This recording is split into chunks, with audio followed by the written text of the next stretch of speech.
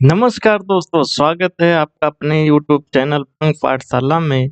दोस्तों, ज़्यादातर लोग खूब मेहनत करते हैं, खूब पढ़ते हैं, लेकिन कुछ भी पढ़ रहे होते हैं। वहीं कुछ लोग होते हैं, वो भी खूब मेहनत करते हैं, लेकिन परीक्षा की माँग के अनुसार पढ़ रहे होते हैं। परीक्षा की माँग को देखते हुए मेहनत करते हैं, खूब मेहनत करते हैं और उन्हीं का सिलेक्शन होता है। इसलिए परीक्षा की माँग को समझना बहुत ज़रूरी होता है और परीक्षा की माँग को समझाने का सबसे महत्वपूर्ण तरीका होता है कि उस परीक्षा के पीवाईक्यू देखा जाए, विगत वर्षों के प्रश्न देखा जाए। इसीलिए दोस्तों रेलवे ग्रुप डी 2025 के लिए हम लोग पीवाईक्यू करवा रहे हैं। एक अपनी सीरीज है 50 डे इंटू 50 क्वेश्चन सीरीज, यानी 50 दिनों तक हम 50-50 क्वेश्चन देखने वाले हैं जो पीवाईक्यू होंगे। वो भी कौन से? जो 17 अगस्त से 11 अक्टूबर 2022 में जो 50 शिफ्टों में एग्जाम हुआ था रेलवे ग्रुप डी का सबसे लेटेस्ट एग्जाम, वहाँ के क्वेश्चन हम लोग देख रहे हैं। और आज यह कोई पहली वीडियो नहीं, 18वीं वीडियो है, यानी अब तक 17 वीडियो आ चुकी है और 17 वीडियो में हम लोगों ने पॉलिटी को देखा, हिस्ट्री देखा, जियोग्राफी देखा, आर्ट एंड कल्चर देखा, इकोनॉमी देखा, विज्ञान जो कि बहुत महत्वपूर्ण विषय बन जाता है रेलवे ग्रुप डी में, उसको देखा। और विज्ञान के 7 वीडियो है, 7 7 दिनों की वीडियो है। और अब हम लोग तर्क शक्ति देख रहे हैं, रीजनिंग। इसमें आज भाग 3 है दोस्तों।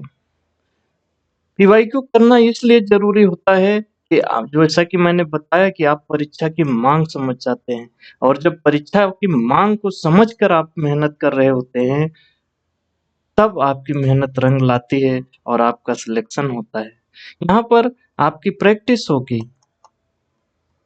दोस्तों, आप रफ और पेन लेकर बैठिएगा। 50 तक गिनती पहले से लिख डालिए वीडियो पॉज़ करके। उसके बाद पहला क्वेश्चन जब आता है उसमें आप लिखिए कि आपने क्या ऑप्शन लगाया। उसके बाद जब आंसर दिखाया जाए तो मिलाइए आपने सही किया कि गलत किया। ये तर्क शक्ति है, इसलिए आपको हल करना भी होगा। तो जब क्वेश्चन की स्लाइड हो, वीडियो को पॉज कर दीजिए और क्वेश्चन हल करिए। उसके बाद आंसर पे जाइए और मिलाइए कि आप सही तरीके से लगाए या जो बताया गया तरीका है वो सही है। आपको जो अच्छा लगे वो कंपेयर करिए और नहीं पता था तो देखिए कि कैसे वो क्वेश्चन हल हो रहा है। तो यहाँ आपकी प्रैक्टिस होगी, भरपूर प्रैक्टिस होगी और यहाँ पर आपकी रिवीजन होगा। आपने जिन तरीकों से क्वेश्चन हल किए होंगे रीजनिंग के, वो तरीके आपके सामने आएँगे या नए तरीके आपके सामने आएँगे। इससे आपके माइंड में लकीर खींचेगी, आपका रिवीजन होगा। सबसे महत्वपूर्ण चीज़ ये है दोस्तों इस सीरीज में और तर्क शक्ति में, रीजनिंग में खास करके, कि आपके दिमाग में वो लकीरें खींचती हैं कि रीजनिंग के क्वेश्चन कैसे-कैसे बनाए जा सकते हैं। ये बोर्ड के द्वारा बनाए गए क्वेश्चन है, किसी कोचिंग संस्थान, किसी और व्यक्ति के द्वारा नहीं बनाया गया है। सीधा बोर्ड जो आपका एग्ज़ाम का क्वेश्चन बनाएगा, उसके द्वारा बनाए गए क्वेश्चन हैं। तो किस तरह से वो सोचता है, किस तरह से क्वेश्चन को डिज़ाइन करता है, किस टाइप के क्वेश्चन सबसे ज़्यादा पूछता है, किस गहराई से क्वेश्चन पूछा जा रहा है, वो सब आपको पीवाईक्यू से ही समझ में आएगा। इसलिए ये सीरीज़ इतनी महत्वपूर्ण है कि अगर आप इसको मिस करते हैं, तो आप अपने पैर में कुल्हाड़ी मार रहे हैं। आप मेहनत तो कर रहे होंगे, लेकिन मेहनत में सटीकता नहीं होगी और आपका सिलेक्शन नहीं हो पाएगा दोस्तों। इसलिए पीवाईक्यू को ज़रूर देखना, ज़रूरी नहीं है यहीं से देखो, आप बुक मँगवा के देख लो और कहीं पीवाईक्यू करवा रहे हैं तो उनको देख लो। लेकिन पीवाईक्यू देख के ही मेहनत करनी है, परीक्षा की माँग समझकर। आज हम लास्ट में वीडियो में देखेंगे कि कहाँ से रीजनिंग के प्रश्न बन रहे हैं, किस टाइप के रीजनिंग के प्रश्न बन रहे हैं, किस टॉपिक से बन रहे हैं और किस गहराई से बन रहे हैं। साथ-साथ आपको भी देखना है, आपको देखते चलना है कि किस टाइप के क्वेश्चन बने हैं, उनको किस तरह से हल किया जाता है। अगर इस टाइप के क्वेश्चन बने तो हम कैसे हल करेंगे? के साथ-साथ आपको अपने दिमाग में मंथन करते जाना है और सभी क्वेश्चन को वीडियो पॉज़ करके हल करिएगा, फिर आगे बढ़िएगा। ठीक है? रही बात मेरी, मैं हूँ इंद्रजीत, अभी रेलवे में स्टेशन मास्टर के पद पे कार्यरत हूँ। मैं रेलवे ग्रुप डी का एग्ज़ाम पास किया हूँ और भी दसनों एग्ज़ाम पास किया हूँ दोस्तों। इसलिए सिलेक्टेड हैं, सिलेक्शन दिलाएँगे, ये वादा रहा। बस आप अपना सपोर्ट बना के रखिए। अगर दोस्तों आप लोग सपोर्ट बनाते हैं, हमारा हौसला बढ़ाते हैं, तो मैं मैराथन क्लास लेकर आऊँगा, जैसे पॉलिटी की मैराथन, भूगोल की मैराथन, इकोनॉमी की मैराथन, जिससे हजार-हजार क्वेश्चन, 500-500 क्वेश्चन एक साथ एक वीडियो में करवा दिया जाएगा और वह भी वो क्वेश्चन होंगे जहाँ से क्वेश्चन बनेंगे। उन टॉपिकों से क्वेश्चन लिए जाएँगे जो बोर्ड बना सकता है। तो बहुत महत्वपूर्ण, लेकिन ये कोई एक तरफ़ा मामला नहीं है साथियों। हम हमारे पास टीम छोटी है, हमारे पास टाइम कम होता है, मैं एक ज़िम्मेदार पद पे कार्यरत हूँ। इसलिए अगर आप हौसला हमारा बढ़ाते हैं, जैसे लाइक करते हैं, कमेंट करते हैं, सब्सक्राइब करते हैं, वीडियो शेयर करते हैं, तो उससे हम मोटिवेट होते हैं काम करने को। अपने दिनचर्या से ज़्यादा समय काट के आपके लिए मटेरियल तैयार करेंगे दोस्तों, लेकिन इसके लिए आपका सपोर्ट ज़रूरी है। आपके लाइक करने, कमेंट करने में कोई पैसा नहीं लगता, लेकिन हम हो सकता है ऐसा मटेरियल दे दे जो आपके सिलेक्शन में महत्वपूर्ण साबित हो जाए। इसलिए सपोर्ट बना के रखिए। चलिए शुरू करते हैं आज की क्लास। आपके सामने पहला प्रश्न है और वीडियो पॉज करिए, हल करिए, उसके बाद उत्तर वाले स्लाइड पे आइएगा। ऐसे क्वेश्चन रेलवे ग्रुप डी में हर शिफ्ट में 2 से 3 क्वेश्चन पूछे गए हैं। पक्का है 2 से 3 क्वेश्चन, और ये मैं किस आधार पे कर रहा हूँ, पीवाईक्यू, क्योंकि मैं पीवाईक्यू करवा रहा हूँ, पीआईक्यू देख रहा हूँ, इसके आधार पे कर रहा हूँ। ऐसा क्वेश्चन 2 से 3 क्वेश्चन आपके शिफ्ट में आने वाले हैं, और वह भी आप 100% सही करके आएंगे अगर आप ऐसे क्वेश्चन को लगाने का। इसमें तरीका कुछ नहीं होता है, आपके दिमाग में कितनी लकीरें खींचती हैं कि किस टाइप से इन तीनों संख्याओं को आपस में संबंधित किया जा सकता है। क्या गुणा करके, उनको आधा करके, उनका भाग करके किस तरह संबंधित किया जा रहा है। अगर ये लकीरें आपके दिमाग में खिंच गईं, तो एग्जाम हॉल में वो खट से याद आता है कि अरे इसको तो इस तरह किया गया होगा। समझ रहे हैं दोस्तों? तो इसलिए पीवाईक्यू करना है। चलिए इसको पॉज करिए, हल करके फिर अगले स्लाइड में आइएगा। देखिए, इसमें दूसरी संख्या का वर्गमूल लिया गया है। जैसे इसमें पहला जो ये श्रृंखला है उसमें देखिए, दूसरी संख्या 16 है, उसका वर्गमूल 4। इसका तीसरी संख्या से गुणा किया जा रहा है। जो तीसरी संख्या 20 ये दिया गया है, तो 4 गुणे 20, और इससे पहली संख्या बन रही है। अब ये लकीर खींची ना आपके दिमाग में कि अगर कोई वर्गमूल दिया गया है या किसी संख्या का वर्ग दिया गया है, तो उससे संबंध स्थापित किए जा सकते हैं। जैसे यहाँ 16 का वर्ग 4 देकर और 20 से गुणा कर पहला पद बना दिया है। इसी प्रकार देखो 36 का 6 और गुणे 24 कर 144 बना दिया गया है। अब खट से हम देख लेंगे किसके वर्गमूल से और लास्ट वाली संख्या से गुणा करने पर उतना आ रहा है पहला पद। तो यहाँ देखिए 24, हाँ दूसरा है ये 24 गुणे 6 किया 144। यहाँ तीसरा देखिए, यहाँ पर पहला ऑप्शन इसमें 27 है, अगर 7 से इसमें गुणा किया जाए तो 189 आ जा रहा है। यानी इन संख्याओं के श्रृंखला के आधार पर ही ये श्रृंखला उसी हिसाब से संबंधित है, यानी ऑप्शन ए सही है।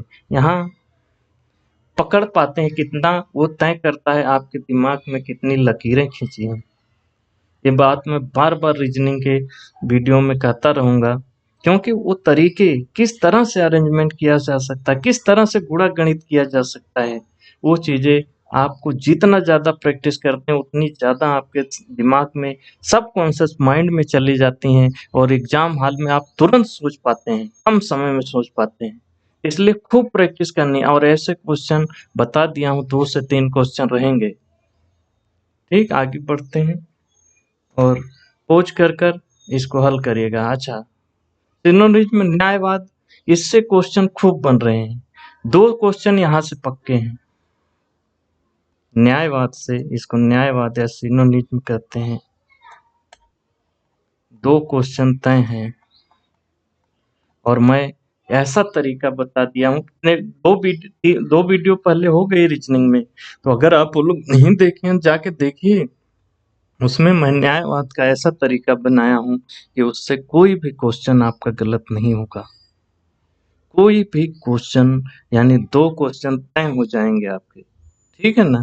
बाकी मैं इस पे रिकैप वीडियो भी, मेरा एक रिकैप प्रोग्राम भी चल रहा है रेलवे ग्रुप डी 2025 के लिए। उसमें हम उन्हीं महत्वपूर्ण टॉपिकों को छोटी छोटी वीडियो में कवर कर रहे हैं, जैसे 20 मिनट 30 मिनट की वीडियो में, और उन्हीं टॉपिकों को कवर कर रहे हैं जो रेलवे ग्रुप डी में पूछा जाता है। इसलिए उस सीरीज की भी कोई भी वीडियो मिस नहीं होनी चाहिए, और इस सीरीज की भी कोई भी वीडियो मिस नहीं होनी चाहिए। इसके लिए आप चैनल सब्सक्राइब करके बेल आइकन दबा दीजिए, ताकि जब भी कोई वीडियो पड़े आपको नोटिफिकेशन मिल जाए और आप वो वीडियो देख लें। इसमें कोई पैसा नहीं लगेगा, लेकिन इनकी वजह से आपके 1 क्वेश्चन 2 क्वेश्चन भी सही हो जाते हैं दोस्तों, तो इससे ही सिलेक्शन तय होते हैं। अगर 1 क्वेश्चन के लिए कोई छँटता है, तो उसके दिल से पूछिए क्या गुज़रती है। इसलिए गलती नहीं करना है। आप बहुत मेहनत कर रहे होंगे, उसमें थोड़ी-सी मेहनत निकाल कर स्पीड बढ़ाकर मेरी वीडियो देखा करिए। थोड़ा मैं स्लो बोलता हूँ, इसलिए स्पीड बढ़ा लीजिए, 1.5 करके देखिए, फटाफट आपकी वीडियो सब देख डालेंगे। इसको पॉज़ करके हल करके फिर आइएगा आंसर वाली स्लाइड पे। इसमें देखिए 2 चित्र बनाने हैं हमेशा, जैसे सभी जोकर सर्कस हैं। सभी जोकर सर्कस हैं, तो यहाँ बनाया मैं जोकर, इनके ऊपर बना दिया मैं सर्कस, यानी सभी, यानी सर्कस के अंदर में ही आ जाएंगे। एक चित्र यहाँ बनेगा, लेकिन एक चित्र ऐसा बनाइए कि सभी जो सर्कस हैं, जोकर हैं, वो सर्कस भी हैं, यानी उसी पे ओवरराइटिंग करके एक दूसरा सर्कल बनाना रहता है। तो ये जोकर का हो गया और ये सर्कस दिखा रहा है। सभी सर्कस घुड़सवार हैं। अभी सर्कस को भी कवर करने वाला घुड़सवार एक यहाँ चित्र बनेगा, लेकिन एक यहाँ उसी पर ओवरराइट और करके इसी को दोहराकर इसी लाइन पे एकदम सेम टू सेम एक घुड़सवार का भी बनेगा। कुछ जोकर चश्मा है। अब कुछ जोकर जो हैं उनको मैं चश्मा बना रहा हूँ, तो यहाँ पर ये चित्र लास्ट वाला बन रहा है, ये वाला, और ये चश्मा हो गया। और कह रहा है कुछ जोकर चश्मा है, तो कुछ को भी हम पूरा मान लेते हैं, यानी ये घुड़सवार सर्कस, ये चश्मा भी यही आएगा, क्योंकि कुछ बताया लेकिन कुछ क्या है वो पता नहीं, तो हम उसको मान लेते हैं पूरा। तो एक वीडियो, एक एक जो है कि मैप ऐसा पिक्चर बनेगी, एक तस्वीर और एक ऐसी। अब दोनों तस्वीर में अगर कथन जो निष्कर्ष ये निकाल रहा है दोनों से समानता रखता है, तभी उसे सही माना जाएगा। अब देखिए यहाँ पहला है निष्कर्ष, कुछ घुड़सवार चश्मा है। घुड़सवार का रहा ये, चश्मा है, यानी जब जोकर तक चश्मा पहुंच रहा था तो घुड़सवार का भी कुछ हिस्सा आएगा, यानी पहले के हिसाब से ये सही हो गया। लेकिन दूसरा चित्र, कुछ घुड़सवार चश्मा है, तो जब सब घुड़सवार चश्मा ही है तो कुछ तो रहेंगे ही, यानी दोनों पे हमारा सही हो गया, तो कथन एक सही हो गया। कुछ सर्कस जोकर हैं, दूसरा देखिए, कुछ सर्कस जोकर वाला ये है, तो यानी कुछ सर्कस जोकर तो यहाँ हो रहे हैं, और यहाँ जब सब सर्कस जोकर हैं तो कुछ तो रहेंगे ही, यानी कि दूसरा, दोनों पिक्चर से ये भी हो गया, दोनों है, यानी दोनों निष्कर्ष अनुसरण करते हैं। इस पे जहाँ तक हो सके समझते जाइए, नहीं तो मैं रिकैप वीडियो लाऊंगा, उसमें अच्छे से समझा दूंगा इसको, और आपका ये क्वेश्चन कभी गलत नहीं होगा। अगर वो गलत माना बोर्ड तो वो क्वेश्चन ही गलत होगा, लेकिन आपका आंसर नहीं। ठीक है, चलिए आगे बढ़ते हैं। प्रश्न 3, पोज करिए, हल करके फिर आइएगा। एक्सप्लेन शब्द के प्रत्येक स्वर को अंग्रेजी वर्णमाला क्रम के उनके बाद वाले अक्षर में बदल दिया जाता है, और प्रत्येक व्यंजन को अंग्रेजी वर्णमाला क्रम में उनके पहले वाले अक्षर में बदल दिया जाता है। यदि प्रत्येक अक्षर को वर्णानुक्रम में व्यवस्थित किया जाए तो दाएं सिरे से तीसरे स्थान पर कौन सा अक्षर होगा? ऐसा बहुत बड़ा चीजें बताई जाती हैं, लेकिन जैसा कह रहा है वैसे अरेंज करके खट से आप निकालेंगे, और सारा खेल प्रैक्टिस का होता है। तो ये कह रहा है प्रत्येक स्वर को अंग्रेजी वर्णमाला क्रम में उनके बाद वाले, जहाँ स्वर रहेगा उसके बाद वाला लेना है, और जहाँ व्यंजन रहेगा उसके पहले वाला शब्द लेना है। तो यहाँ ई स्वर है तो इसके बाद वाला एफ। अच्छा, ये बताने की जरूरत नहीं, जब रीजनिंग कर रहे हैं तो ए बी सी डी का जो होता है उनका स्थान मान आपको एकदम कंठस्थ होना चाहिए। अगर मैं कह दूं यस तो आपको 19 पता होना चाहिए, तुरंत दिमाग में आना चाहिए, इस तरह से याद होना चाहिए। ठीक है ना, स्थान क्रम। चलिए, अच्छा, अब यहाँ एक्स व्यंजन है तो उसके पहले वाला लेना है, तो ये डब्लू होगा। इस तरह अरेंज करने के बाद वो कह रहा है कि दाएं सिरे से, देखिए जिस तरफ आपका दायां हाथ होता है उधर से दायां सिरा बोर्ड पे होता है, और इधर से बायां सिरा होता है जिस तरफ आपका बायां हाथ होता है।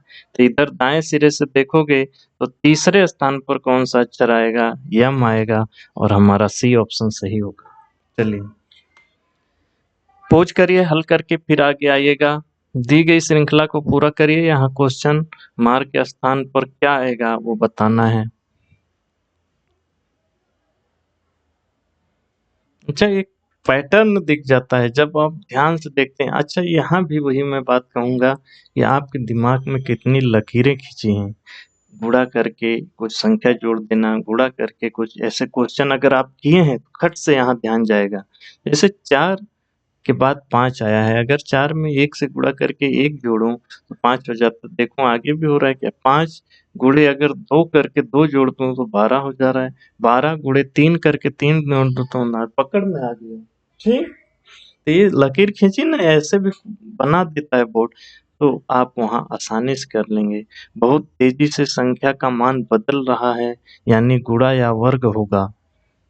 यहाँ 4, 5, 12, 39, 160, फिर यहाँ ऑप्शन देखो 805, यानी गुणा होगा या वर्ग होगा। और वर्ग वाली संख्याएं दिख नहीं रही हैं, यानी गुणा होगा। यहाँ वर्ग वाली संख्याएं दिख नहीं रही हैं, जैसे अगर आप, हाँ, वर्ग आपको याद होना चाहिए 20 तक, वर्ग और घन दोनों 20 तक की संख्याओं का एकदम कंठस्थ होना चाहिए। तो वो आपके दिख नहीं रहे हैं, जैसे 4, 9,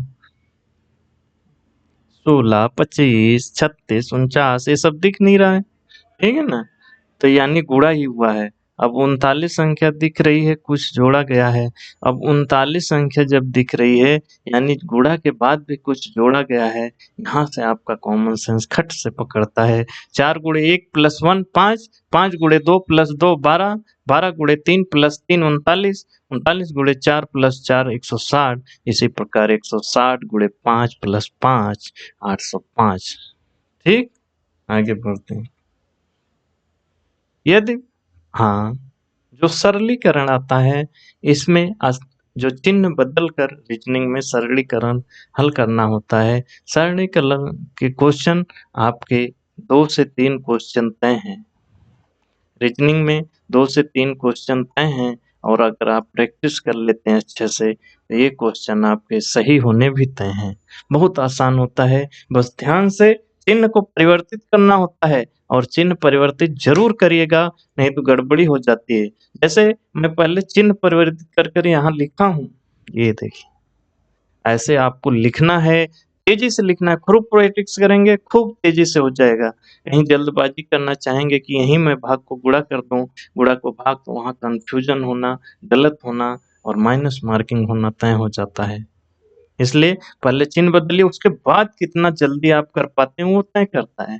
तो पहले भाग को, फिर गुणा को, फिर जोड़ वाले जोड़ को जोड़ लीजिए, जो प्लस प्लस में है उनको जोड़ के, माइनस माइनस को जोड़ के आपस में घटा देते हैं। खट से यही तरीका सबसे कारगर होता है। अब देखिए, यहाँ 13, आप पहले भाग को पकड़ लीजिए, भाग 14, यहाँ 2 हो गई, और 18, यहाँ 2, 18 दूना, नहीं देख लेते हैं, 13 प्लस ये गुणा करेंगे 408 माइनस 3, अच्छा ये भी भाग है ना, ये भी पहले तोड़ेंगे, 3 गुणे और यहाँ भाग को तोड़ेंगे तो 2, तो यहाँ पर हो गया 421, और प्लस प्लस को जोड़ दिए और माइनस 6 को घटा दिए तो 415। अच्छा, यहाँ 17 गुणे 24 है। अब आप ऐसे 17 गुणे 24, 68, 34, 408 ऐसा करने नहीं बैठेंगे। आपको पहाड़ा याद होना चाहिए कम से कम 20 तक। 20 तक टेबल आपको याद होना चाहिए। और वो खट से 17 चौक के कितना होगा और 17 दूनी कितना होगा, खट से आप जोड़ के और आगे बढ़ जाइए। यानी आपको एक एक सेकंड बचाना है एग्जाम हॉल में। एक एक सेकंड नहीं बचा पाए तो आपको हार तय है, क्योंकि वहां आपको 120 क्वेश्चन 90 मिनट में करने होते हैं।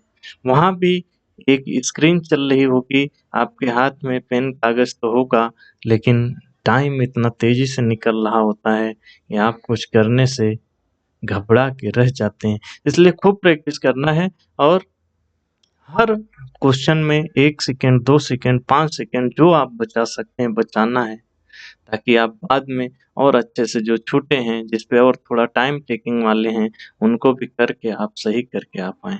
ठीक? चलिए आगे बढ़ते हैं।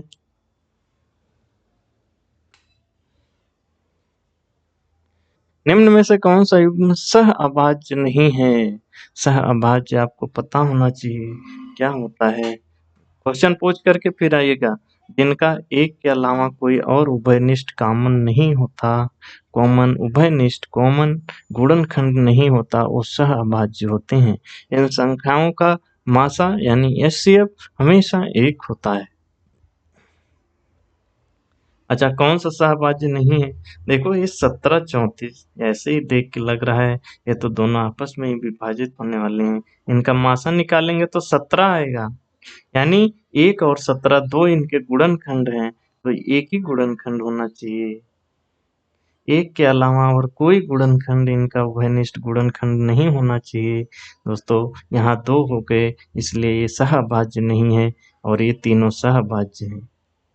बहुत छोटा सा है, इसको ज्यादा एक्सप्लेन करने का। हाँ, चलिए निम्न में से कौन सी संख्या प्रश्न को प्रस्तावित करेगी? देखिए, पूछ करिए, हल करके फिर आइए। इसलिए कह रहा हूँ पेन कॉपी लेकर बैठना है। अच्छा, 17, 30, 44, 59, 77 कुछ समझ में नहीं आए, इनका खट से आप ज्यादा यहाँ पर सोचने से अच्छा है आप तुरंत इसका अंतर, आपको अंतर निकालना, यानी एक संख्या में से दूसरी संख्या घटाना तेजी से आना चाहिए, और ये सब होगा प्रैक्टिस से। अब 17, 30, 13 का अंतर, 30, 44 में 14 का अंतर, 44, 59 में 15 का अंतर। देखो अभी आपका दिमाग नहीं चल रहा था, लेकिन यहाँ आपका दिमाग चल गया। अब 17 का अंतर होगा तो 75 प्लस 17 92, आपका ए सही होगा। ठीक, आगे बढ़। अच्छा, ये अनुपात समानुपात,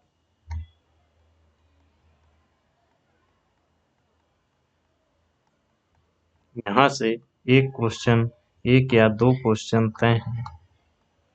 बहुत बारीक सा संबंध होता है, उनको पकड़ना होता है और आपका आंसर सही हो जाता है। चलिए पूछ करके हल करके फिर आइए। यहाँ पर 64, 81, 121, 144, 109, दिमाग में घंटी बजनी चाहिए, घंटी। यहाँ तो सभी वर्ग वाली संख्याएं हैं, यानी किसी संख्या का वर्ग दिए गए हैं, तो इनको हम लिखेंगे 8 है, ये फिर 9 है, 11 है, 13 है, फिर यहाँ 13 है तो 1 बढ़ के 14 का वर्ग होगा। 14 का वर्ग आपको याद होना चाहिए, इस प्रकार से ऑप्शन सही होगा। वर्ग दिए गए हैं, वर्ग और घन याद कर लेना 20 तक कम से कम। चलिए ऐसे क्वेश्चन, एक क्वेश्चन आएगा ये जो खाली स्थान है उनको भरना होता है, एक ग्रुप बनता है इनका और उनमें पकड़ना होता है क्या संबंध है आपस में, इनका खाली स्थान, एक क्वेश्चन ऐसा आएगा। ठीक, इस पे खूब प्रैक्टिस कर लीजिएगा और खूब प्रैक्टिस कर लीजिए, और आपका अपना तरीका ईजाद होगा और दिमाग में एक लकीर खींचेगी कि इस तरह से इस तरह से इस तरह से ये ऐसे क्वेश्चन बनते हैं, और वो लकीरें आपको एग्जाम हॉल में प्रेरित करेंगी, आप पकड़ पाएँ यहाँ कैसे मुझे करना है। ठीक ना? देखिए यहाँ कुल पद गिनना पड़ता है पहले, तब आपको समझ में आता है। कुल पद गिन लीजिए, यहाँ कुल 15 अक्षर दिए गए हैं, यानी 3 या 5 का ग्रुप बनेगा। अक्सर बड़ा ग्रुप बनता है, और 5 का ग्रुप में हम अगर देखें इसको, तो 5 के ग्रुप में इनको विभाजित कर दीजिए पहले। ऐसे जहां ग्रुप शुरू हो रहा है वहां आपको बी नजर आएगा। यहाँ देखिए बी है, यहाँ बी है, यानी पहला अक्षर तो बी है ही। ठीक, ये पता चल गया। अब इधर देखिए अंतिम अक्षर, यहाँ यम आ रहा है, यहाँ यम आ रहा है, यानी अंतिम अक्षर भी यम है। ये तय हो गया। बी के बाद क्या है वो पकड़ना है। यहाँ देखो पहला अक्षर बी है, तो उसके बाद एच आया है, यानी यहाँ भी ऑप्शन में एच वगैरह हैं, तो दूसरा अक्षर जो है एच होगा। उसके बाद तीसरा अक्षर पकड़िए, तो यहाँ तीसरे पे एक्स है, यहाँ वाई है, तो यहाँ निश्चित जेड दिया ही है, यानी तीसरा अक्षर बदल रहा है। तीसरा अक्षर सब में दिया ही है, एक, यहाँ वाई, यहाँ जेड, ये बदल रहा है। ठीक है ना। चौथा अक्षर जो है यहाँ टी दिया है, तो टी को बदलने का कोई संकेत नहीं मिल रहा है। तीसरा एक्स वाई जेड जो भी है, तीसरा हमेशा टी है। तो 5 हो गए ना, 1 2 3 4 5। अब इसी हिसाब से बैठाएंगे, तो यहाँ पहले बी के बाद एच, यहाँ लास्ट में एम, यहाँ बी, ये टी, यहाँ एच, यहाँ टी, बराबर। इस प्रकार से आपका सी सही होगा। इसमें खूब प्रैक्टिस करिएगा। इसी तरह से इसको ग्रुप बना के उसमें पकड़ने का प्रयास किया जाता है। पहले, दूसरे, तीसरे, चौथे पे कौन कौन सी संख्याएं बन रही हैं, उनके आसपास कौन सी संख्याएं, उससे संबंध बनाकर आगे के सीक्वेंस को पूरा किया जाता है। ठीक, चलिए फिर से वही सरलीकरण है, चिन्ह को परिवर्तित करके।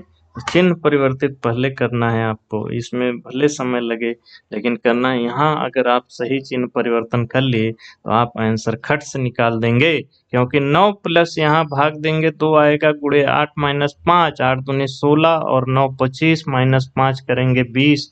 ये मुंह जुबानी होगा और आपका सही आंसर हो जाएगा सी डी, कथन। अच्छा, इस तरह के क्वेश्चन भी रेलवे ग्रुप डी में जो संबंध बताना है छोटा बड़ा का, छोटा बड़ा बराबर, ऐसे 1 से 2 क्वेश्चन तय हैं। हर शिफ्ट में 1 से 2 क्वेश्चन बने हैं, इसलिए ऐसे क्वेश्चन बनेंगे। और इनको सबसे आसानी से, जो मेरा तरीका है, अगर आपका अपना कोई अच्छा तरीका हो जिससे आप जल्दी कर पाते हैं, उसी से कायम रहिएगा, उसी पे हल करिएगा। लेकिन मैं एक लकीर खींचता हूँ, उसमें इनको जैसे बता रहा है वैसे बैठाते जाता हूँ। जैसे y बड़ा है वो से, y छोटा है वो से, तो y को छोटा उससे बड़ा मैं वो बना दिया। अब वो कह रहा है वो छोटा है या बराबर है जी के, यानी छोटा होगा वो या बराबर, तो थोड़ा सा जी को ऊपर मिला के इसको मिला देता हूँ। इससे मुझे पता चलता है कि इनके संबंध बराबर भी हो सकते हैं और जी बड़ा भी हो सकता है। ठीक, अब फिर से दिया है जी छोटा है या बराबर है के, तो मैं फिर से के को थोड़ा बड़ा बनाकर इनको मिला दूंगा, यानी ये बता रहा है जी छोटा है या बराबर है के बराबर है यू के, तो के बराबर एक लाइन यू खींचूंगा, इनके बीच में बराबर का चिन्ह लगा देता हूँ। यू बड़ा है यल के, अब यू से छोटा यल मैं बना दूंगा, और यल बड़ा है पी के, तो यल से भी छोटा पी को बना दूंगा। मेरा ये सब तय हो गया। अब यहाँ पर मिलाते जाऊंगा, वाई बड़ा है यल से, वाई बड़ा है यल से, अरे भैया यल से यू, यू तक हम इसका संबंध बता सकते हैं वाई का, लेकिन यू से वो कितना छोटा है यल, यल छोटा है यू से, लेकिन कितना छोटा है ये सब हमें नहीं पता। इसलिए वाई और यल में कोई संबंध हम यहाँ बता ही नहीं सकते। ओ बराबर है पी के, ओ बराबर है पी के। भैया यहाँ तक हम कहाँ संबंध बता पाएंगे। जी बराबर है वाई के, जी बराबर है वाई के, वाई कहाँ है? अरे भैया जी बड़ा है, क्योंकि वाई से बड़ा वो ओ के बराबर या बड़ा है जी, तो ये तो गलत हो गया। और के बड़ा है पी से, यहाँ देखिए के बड़ा है पी से, क्योंकि इसके बराबर यू है, यू से छोटा यल से भी छोटा पी, यानी के से छोटा पी होगा। यहाँ एकदम ए बड़ा होगा पी से, ये एकदम सही सटीक बैठ रहा है, ये हमारा आंसर होगा। इस पे प्रैक्टिस जितना करेंगे उतना जल्दी बनेगा। अच्छा, ये वे नारे तारा जो लोगों को बताया जाता है, ये गोला चिकन पॉक्स का है, ये एलर्जी है, ये जुकाम है। तो यहाँ बताना कितने लोग एलर्जी और चिकन पॉक्स दोनों से पीड़ित है, लेकिन जुकाम से पीड़ित नहीं है। खोज करके हल करके आइएगा। ये देखिए चिकन पॉक्स है, ये ग्रीन वाला एलर्जी है, ये जुकाम है। अच्छा, एलर्जी है चिकन पॉक्स, ये दोनों होना चाहिए। एलर्जी चिकन पॉक्स, जुकाम नहीं होना चाहिए। तो इस गोले को आप हटा दीजिए यहाँ से। यहाँ के हटाने के बाद आपको बचेगी केवल 3 संख्याएं। इसमें एक केवल चिकन पॉक्स वाले हैं, ये केवल एलर्जी वाले हैं, लेकिन ये जो 17 है चिकन पॉक्स और एलर्जी दोनों वाले हैं। मस्त क्वेश्चन है, इस आधार पर ये सही होगा। ऐसे क्वेश्चन कभी गलत नहीं होने चाहिए। अच्छा, कैलेंडर से भी प्रश्न बने हैं, लेकिन बहुत कम बने हैं। एकाध प्रश्न आने की संभावना रहेगी, ठीक है ना। यदि 1 जनवरी 2011 को शनिवार था तो 31 दिसंबर 2011 को सप्ताह का कौन सा दिन होगा? बहुत नॉर्मल सा क्वेश्चन बोला है। तो सामान्य वर्ष में वर्ष का पहला दिन और आखिरी दिन समान होता है, लीप वर्ष में एक दिन अगला होता है। यहाँ देखिए 2011 सामान्य वर्ष है, इसमें पहला दिन यानी जनवरी और 31 दिसंबर सेम होगा, यानी जब इस दिन शनिवार है तो इस दिन भी शनिवार होगा। ऑप्शन ए सही होगा। आगे समान तर्क का अनुसरण करते हैं, ये किस प्रकार संबंधित है इससे? ये उसी प्रकार संबंधित है इससे जो तरीका इजाद होगा उसके आधार पर बताना है इनमें से कौन इनके तरह ही संबंधित है आपस में। रोक के पोज करके आगे आइए। तो देखिएगा इसमें p +2 +3 +4 +5 +6 किया है, यानी 2 3 4 5 6 जोड़ा जा रहा है। तो यहाँ क्लोज में भी ऐसे देखेंगे 2 3 4 5 जोड़ा गया है। अब इसमें देखिए किसमें 2 3 4 5 6 जोड़ा गया है, तो आपको मिलेगा सी वाला सही है। आप हल किए होंगे तो आपको पता चल गया होगा। 15वां स्टेट, ये 4 अक्षरों का, यदि प्रत्येक समूह में प्रत्येक अक्षर को अंग्रेजी वर्ण क्रम में अगले अक्षर से बदल दिया जाए तो इस प्रकार कितने अक्षर समूह जिसमें स्वर नहीं होंगे? ठीक है, इनको अंग्रेजी वर्णमाला के क्रम में अगला स्टेप देना है। जैसे यस है तो उसके आगे 19 है 20 टी आता है, तो यस की जगह टी की जगह यू, ऐसा लिखना है। उसके बाद देखना है किस समूह में एक भी स्वर नहीं है, कितने ऐसे समूह हैं। तो इनको लिखोगे जब ऐसा लिख पाओगे, और उसके बाद देखोगे तो MBZN इसमें कोई नहीं है स्वर, KPF इसमें भी कोई स्वर नहीं है, लेकिन यहाँ देखिए ये स्वर है ये स्वर है, इसलिए 2 ऐसी संख्याएं बनेंगी, 2 ऐसे ग्रुप बनेंगे, समूह बनेंगे, ठीक ना। आगे 16वां वर्गीकरण के हैं, ऐसे क्वेश्चन बनेंगे ही बनेंगे।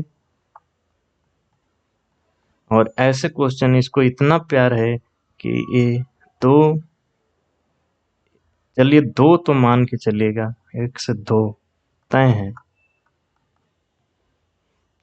इसमें आपको पकड़ना होता है तेजी से, और प्रैक्टिस का सब खेल है। वहां पहुंच करके हल करके फिर आइए। क्या कर रहा है? वर्णों यानी जो वर्ण दिए गए हैं वो कितने हैं जिनके ठीक बाद एक प्रतीक, बाद में एक प्रतीक, और ठीक पहले एक संख्या हो, ठीक है ना। तो यहाँ देखेंगे यानी वो कितने अक्षर हैं वो बताना है आपको। तो सबसे पहले ऐसा अक्षर खोजिए जिसके पहले संख्या है, जिसके पहले संख्या है, नहीं है। हाँ, इसके पहले संख्या है, बाद में प्रतीक यानी यू हो गया। इसके बाद इसके पहले संख्या है, बाद में प्रतीक वाई हो गया। इसके बाद इसके तो पहले प्रतीक ही है। हाँ, इसके पहले संख्या है, बाद में प्रतीक है, यानी 3 ऐसे हो गए और हमारा आंसर होगा बी। चलिए आगे, फिर से वही छोटा बड़ा बनाइए, हल करके फिर आगे आइए। इसको मैं सेट कर दिया, टी बराबर है यस के, यस छोटा है या बराबर है, यस बड़ा है या बराबर है एन के। मैं वहां नहीं देखूंगा, तब भी यहाँ से बोलूंगा एन बराबर है ये के। ए छोटा है या बराबर है यू के, यू छोटा है, अरे यू बड़ा है पी के, और पी छोटा है क्यू के। यहाँ से मैं जिस हिसाब से सेट करता हूँ उसी आधार पे बता दिया। अब देखिए यस बड़ा है क्योंकि यस कहाँ है, यस ये है, क्यों कहाँ है, ये है। अरे भैया पी के बाद ये कहा है कि पी छोटा है क्योंकि, लेकिन क्यों कितना बड़ा है ये हमें नहीं पता। इसके आधार पर हम ये नहीं कह सकते कि यस और इन दोनों में क्या संबंध है। बड़ा है, लेकिन कितना बड़ा है पी से ये हम नहीं बता सकते। इसलिए जब कोई दुविधा हो तो ऐसे निष्कर्ष कभी भी सही नहीं होते। अब देखिए ए छोटा है या बराबर है टी के, ये कहाँ है, ए छोटा है या बराबर है टी के, यहाँ देखिए टी।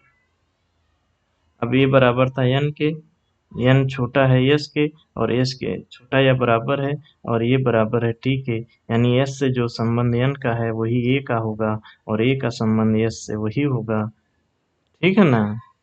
यहाँ पर एकदम हम कह सकते हैं कि ए छोटा है या बराबर है टी के, एकदम मस्त संबंध स्थापित हो रहा है। इसलिए दूसरा केवल कथन निष्कर्ष सही होगा और हमारा डी ऑप्शन सही होगा। चलिए सीधी रेखा में सिटिंग अरेंजमेंट बैठा दीजिए, सीधी पंक्ति में मुंह उत्तर करके। अब कितने लोग हैं उतनी लकीरें खींच लीजिए, पहले पोज करके हल करके आइएगा। मैं उत्तर और इसको मानता हूँ, और यहाँ से मैं लकीरें खींच दूंगा, 1 2 3 4 5 6। अब इनके सामने इनको बैठाता जाऊंगा, जैसे जैसे कह रहा है वैसे बैठा दूंगा। पी और एस पंक्ति के अंतिम छोर पर बैठे हैं, तो मान लीजिए मैं पी को यहाँ बैठा दिया और एस को यहाँ बैठा दिया। ठीक, टी पी के सन्निकट बैठा है, टी जो है पी के सन्निकट, यानी टी यहाँ बैठ गया। ठीक है ना, समझ में आ रहा है ना, टी यहाँ बैठ गया। जबकि यू यस के सन्निकट बैठा है, यस के सन्निकट यू इधर बैठ गया। क्यू और यस के मध्य केवल एक व्यक्ति बैठा है, क्यों कहाँ है, ये क्यों और यस के मध्य, यानी यस ये रहा, इसके मध्य में यू हो गया, क्यों यहीं बैठेगा। ठीक है ना। आर के अलावा क्यों के निकट कौन बैठा है, आर के अलावा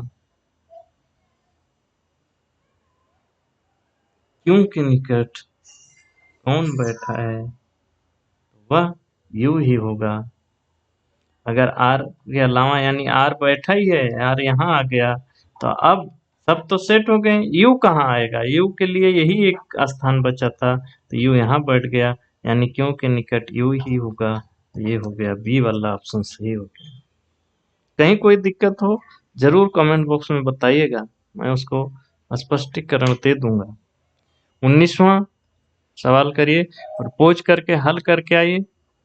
ये डिब्बे सिटिंग अरेंजमेंट का ही है, सारे डिब्बों को ऊपर नीचे सजा देना है। अब 7 डिब्बे हैं तो 7 लकीरें खींच लीजिए, जैसे 1 2 3 4 5 6 7। अब इसके ऊपर जैसा कहेगा हम बैठाते जाएंगे, और जो नहीं बैठ पा रहा है इधर साइड में लिखते जाएंगे। ठीक है ना। आर को टी के ठीक नीचे रखा गया है, आर को टी के ठीक नीचे। अभी टी आर कहाँ रहेंगे ये हमें नहीं पता चला। वी को क्यू के ठीक ऊपर रखा गया है, वी और क्यू कहाँ रहेंगे ये हमें नहीं पता। जो यस के ठीक ऊपर है, यस के ठीक ऊपर, ठीक है। बी और यू के बीच केवल 3 डिब्बे हैं। बी और यू के बीच पहले ऐसा तो मिले जो बैठ, बी सबसे ऊपर डिब्बा, हाँ ये मिला, बी सबसे ऊपर बैठा दिया। अब बी के साथ किनके किनके संबंध है वो देखिए। वी को क्यू के ठीक ऊपर रखा गया, यानी क्यू यहाँ आ गया, जो यस के ठीक ऊपर है, यानी क्यू जो है यस के ठीक ऊपर, यस यहाँ आ गया। वी और यू के बीच केवल 3 डिब्बे हैं। वी और यू, वी और यू के बीच 3, तो ये 2 तो मिल ही गए थे। यू यहाँ बैठेगा तभी ना इनके बीच, वी और यू के बीच ये 3 डिब्बे होंगे। तो यू यहाँ मिल गया हमें, वी सबसे ऊपर है, पी की स्थिति बतानी है। अच्छा टी और आर एक साथ हैं, तो यहाँ पी में तो एक ही स्थान है, यहाँ आएंगे नहीं, यानी टी और आर यहाँ बैठेंगे, तो बचा हुआ पी यहाँ बैठेगा। तो पी की स्थिति कौन सी है, 1 2 3 4, यानी यस के ठीक नीचे, यहाँ देखो यस के ठीक नीचे, यानी ए वाला ऑप्शन हमारा सही हो गया। आगे 20वां है, कथन दिया है, उसके बाद तर्क दिए गए हैं और बताना है कौन से तर्क सही हैं। खोज करिए, हल करने का प्रयास करिए, फिर आंसर की तरफ आइएगा। चलिए, कथन क्या है, सभी अपार्टमेंट का समान वर्ग फुट क्षेत्रफल होने के बावजूद छठी मंजिल के ऊपर के अपार्टमेंट का किराया अधिकांश बहुमंजिली अपार्टमेंट इमारतों में अधिक है। यानी यहाँ से आपको अपना निष्कर्ष निकालना है। जो छठा होगा ना, छठा मेरे दोस्त, देखो छठा, इसके ऊपर वाले महंगे हैं, जबकि समान क्षेत्रफल है सबका। छठे के ऊपर महंगा है तो कुछ खास अच्छाई होगी ना। अब देखो तर्क दिया क्या है, ऊंची मंजिलों पर रहना अधिक जोखिम भरा है, तो पैसा अधिक क्यों देगा कोई। तर्क एक जहां भी है उसको गलत काट दीजिए। दोनों तर्क समर्थन अब किसी हालत में नहीं करेंगे। तर्क 2 समर्थन नहीं करता है, जबकि तर्क 1 कथन का समर्थन करता है, एक तो करता ही नहीं है। दोनों तर्क समर्थन नहीं करते हैं। अच्छा ये रह सकता है अभी 1 2 में। अब दूसरा पढ़िए, निचली मंजिलों की तुलना में ऊंची मंजिलों पर वायु प्रदूषण कई गुना कम है। हाँ ये अच्छाई है, हो सकता है वायु प्रदूषण कम होने की वजह से ही उनके भाव अधिक हों। ये हमारा कथन के हिसाब से सटीक बैठ रहा है। यानी तर्क कथन, तर्क 1 कथन का समर्थन नहीं करता, तर्क 2 कथन का समर्थन करता है, यानी ये अपना सही है और हमारा ऑप्शन ये सही हो जाएगा। इसमें कथन को सत्य मानना, जो कथन दिया गया उसको ही पूरी तरह से सत्य माना जाता है। अक्सर आप देखते होंगे, अक्सर जो आपके दिमाग में तस्वीरें छपी हैं कि जो ऊपर वाली मंजिलें होती हैं वो सस्ती मिलती हैं, ठीक, तो उसके आधार पर आपको यहाँ दिमाग अपना नहीं लगाना है। यह ऊपर की मंजिलों को महंगा बता रहा है, यानी वहाँ कुछ सुविधाएं अच्छी होंगी, यानी वायु प्रदूषण कम होता है, इसलिए लोग महंगा उसको बेच रहे हैं। अपना दिमाग नहीं लगाना है, कथन को मान के ही, सही मान के ही हल करना होता है ऐसे प्रश्नों में।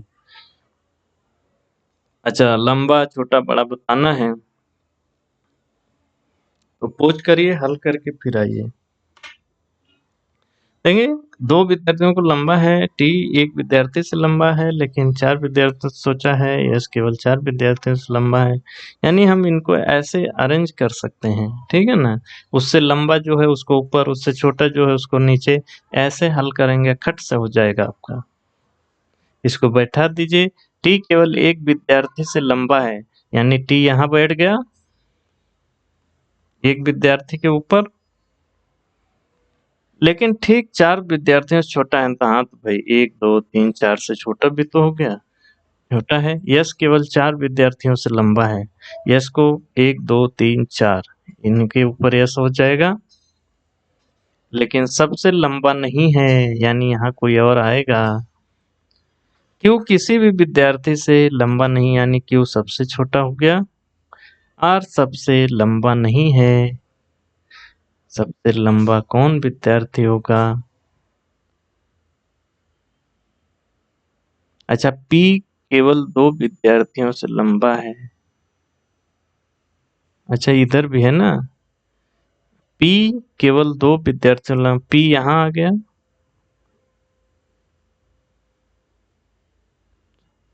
अब इसमें बचे 2 स्थान, तो यहाँ बता दिया। अच्छा R सबसे लंबा नहीं है, यानी R यहाँ बैठेगा तो बचा U यहाँ बैठेगा, तो सबसे लंबा U हो जाएगा। ठीक, चलिए 22वां, एक समारोह में मुख्य अतिथि के साथ कुछ लोग हैं। सभी दर्शक गैलरी में उत्तर की पश्चिम की ओर मुंह करके बैठे हैं। दाएं बाएं अब इनको सेट करना है, पोज करिए, हल करके आइएगा। देखिए, तो पश्चिम में मान लेता हूँ इधर। क्यों मान रहा हूँ इधर? क्योंकि इनके दाएं बाएं बैठाना है, तो मैं उस मेरे दाएं बाएं, मैं अपने आप को उधर मुंह करके इमेजिन करूंगा जब, तो मेरा दायां बायां इनका भी दायां बायां होगा, इसलिए मैं जल्दी जल्दी इनको सेट कर पाऊंगा। ठीक है ना? अब देखिए, जैसे कह रहा वैसे करना है। पी मुख्य अतिथि के बाएं से दूसरे स्थान पे, मुख्य अतिथि को मान लेता हूं मैं यहाँ, इनका बायां मेरा बायां, मैं उधर ही मुंह करके अपने आप को इमेजिन कर रहा हूं, तो दूसरे पे पी यहाँ आ गया। क्यों पी के दाएं से चौथे स्थान पर बैठा है? क्यों जो है पी के दाएं से, अब पी के दाएं गिनते जाइए, 1 2 3 4, यहाँ बनाकर क्यों बैठा दीजिए। क्यों पी के दाएं चौथे स्थान, क्यों के दाएं और बैठे व्यक्तियों की संख्या, क्योंकि बाईं ओर बैठे हुए व्यक्तियों की संख्या से ठीक 1 कम है। बाएं ओर कितना बैठे हैं इसके, इसका बायां इधर है, 1 2 3 4, अब दाएं ओर उससे 1 कम होगा, 1 2 3। ठीक, पी के बाएं ओर कोई नहीं है, अब पी के बाएं ओर इधर कोई नहीं बचा है। दर्शक गैलरी में कुछ कितने लोग हैं, तो अब इनको गिन लीजिए, 1 2 3 4 5 6 7 8, और बी आपका सही ऑप्शन हो जाएगा। आगे चलिए, अनुपात समानुपात या किसी तरह से इससे संबंधित है, इसी तरह ये, अब इसी संबंध इसमें खोजना है। देखिए, यहाँ वर्ग प्लस 1 किया है, सिंपल सा है। ये 12 का वर्ग 144 प्लस 1, 9 का 81 प्लस 1, 11 का 121 प्लस 1, 122, यानी ऑप्शन सी सही होगा। आगे सरलीकरण दिया है, स्थान इनका जैसे प्लस माइनस को आपस में बदल देना है, माइनस भाग को आपस में बदल देना है। पहले चिन्ह बदलिए फिर हल करिएगा, याद रखिए। यहाँ मैं चिन्ह बदल के इसको लिख दिया। अब हल करना आपको, गुणा गणित तो आता ही होगा। पहले भाग को तोड़ दीजिए फिर गुणा करिएगा। पहले भाग को तोड़ेंगे, यहाँ 1 हो गया, यहाँ भाग तोड़ेंगे तो 2 हो जाएगा। ठीक है ना? अब गुणा जो है वो कर लीजिए 8, फिर जो प्लस प्लस हैं उनको आपस में जोड़ लीजिए, जैसे ए प्लस है, ए प्लस है, ए प्लस है, ए प्लस है, ये 10 हो गए, 110, 124 माइनस 17, 107, ऑप्शन डी सही। नामक वकील वर्गाकार मेज पे, सिटिंग अरेंजमेंट है, वर्गाकार मेज है, तो इसका चित्र ऐसे पोज करके हल करके इधर आइएगा। यहाँ वर्गाकार मेज में बना दिया। अब बोल रहा है 4 तो कोने पे, 4 मध्य मध्य में है, इस तरह से मैं लकीरें खींच दिया। अब इस पे बैठाता चला जाऊंगा।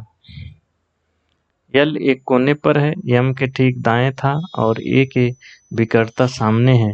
मैं यल को एक कोने बैठा दिया जो यम के ठीक दाएं है, यानी यम यहाँ होगा और इसका दाएं। अपने आप को किसी भी सिटिंग अरेंजमेंट में अपने आप को उस स्थिति में रख के दायां बायां करिएगा, ऐसे कभी गलत नहीं होता। लोग बहुत सारा वामावर्त दक्षिणावर्त करते हैं, लेकिन मैं आज तक इसी तरह से अपने आप को वहाँ इमेजिन करके, तो मेरी वैसी हैबिट बन गई। अगर आपकी वामावर्त एंटी क्लॉकवाइज क्लॉकवाइज में उस तरह से जल्दी कर पा रहे हैं तो ऐसे ही करिए, लेकिन मैं ऐसा करता हूँ, अपने आप को उस स्थिति में देखता हूँ, उसके बाद अपना दायां बायां उसका दायां बायां मान लेता हूँ, और ऐसे में सटीक होता है मेरा आंसर। बस मैं इतना कहूँगा। अगर आप इस हिसाब से सहज हैं तो इससे करिए, नहीं तो ऐसे करिए कि एंटी क्लॉकवाइज और क्लॉकवाइज के हिसाब से। हाँ, खूब प्रैक्टिस करेंगे, सटीकता सब में आ जाती है। ठीक, इस तरह से आप इसको सेट करिए। उसके बाद पूछा है ओ, अरे, वकील के बाएं से दूसरे स्थान पर कौन होगा? अब के मैं इसको अपने आप को इधर रख के बाएं से दूसरा स्थान पर वो होगा, यानी ऑप्शन सी। कोई दिक्कत आती है कमेंट बॉक्स में बताइएगा। चलिए, इसमें फिर कहा अंग्रेजी वर्णानुक्रम में अगले अक्षर से बदल दिया जाए अगर प्रत्येक को, तो स्वर नहीं होगा किसमें? सबको बदल दीजिए फटाफट। आर का एस होगा, ए का बी होगा, टी का यू होगा, इस तरह से बदलेंगे। तो इसमें देखिए यू यहाँ आ गया स्वर, यहाँ भी यू आ गया, यहाँ भी यू आ गया, लेकिन इसमें नहीं है, यानी केवल एक समूह ऐसा है जिसमें स्वर नहीं होगा। 27वां सिलोजिज्म यानी न्यायवाद से क्वेश्चन बना है। जो मैं तरीका बताया हूँ वैसे ही हल करिएगा, कभी गलत नहीं होगा। हल करके तब ऑप्शन पे आइए। चलिए, सभी बाघ शेर हैं, ये बाघ हैं, सभी बाघ के अंदर कर दिया, और सभी बाघ शेर हैं तो शेर वाला दूसरा, लेकिन बाघ और शेर दोनों एक ही गोले पर बना के दूसरी तस्वीर बनेगी। कोई बिल्ली शेर नहीं है, यानी बिल्ली को शेर से अलग कर देंगे। लेकिन